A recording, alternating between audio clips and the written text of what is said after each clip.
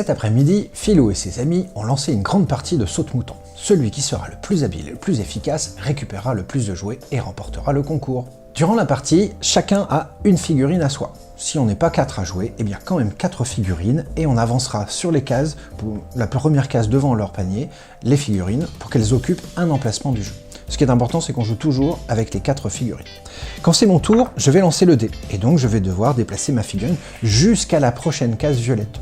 Au fur et à mesure, nos personnages vont occuper les cases, et à un moment donné, quand ce sera mon tour, j'aurai peut-être l'occasion de sauter au-dessus d'une figurine. Là, j'avance jusqu'à la prochaine case verte, ça ne fait rien, mais si on était dans cette situation-là et que je faisais du vert, eh bien je compterais 1, 2, j'ai sauté au-dessus de 2 personnages, 2 animaux, pour aller jusqu'à la prochaine case verte, celle qui est indiquée par le dé. À chaque fois, le nombre d'animaux que j'ai réussi à sauter au saute-mouton me fait gagner le même nombre de pièces que je vais pouvoir mettre dans ma réserve. Il faut gagner le plus de pièces d'ici la fin du jeu. Dans le jeu de base, le sens de rotation, le sens de déplacement de nos personnages est imposé par le plateau. Les tuiles qui sont ici nous obligent à tourner dans ce sens-ci, dans le sens des aiguilles d'une montre.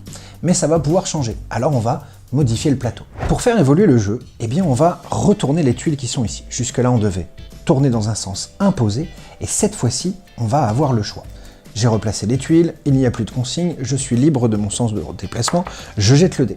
Je vais faire du bleu, et à chaque fois, je vais devoir compter là où c'est le plus intéressant. Je reprends ma figurine, si je vais par là, je saute au-dessus d'un animal, c'est pas mal. Par contre, si je prends dans l'autre sens, ça va faire 2. À chaque fois, il faudra que je trouve quel est le sens, le coup le plus intéressant pour récupérer le plus de jouets possible. À la fin du jeu, nous allons retourner le plateau pour savoir qui a gagné le plus de pièces. Au dos du plateau, vous retrouverez donc ces petits chemins de dalles de pierre. On range chacun tous nos jouets à un jouet par case, et donc même si on est encore petit et qu'on ne sait pas encore bien compter, on saura toujours qui en a déjà plus que, moins que, et donc qui a gagné cette partie.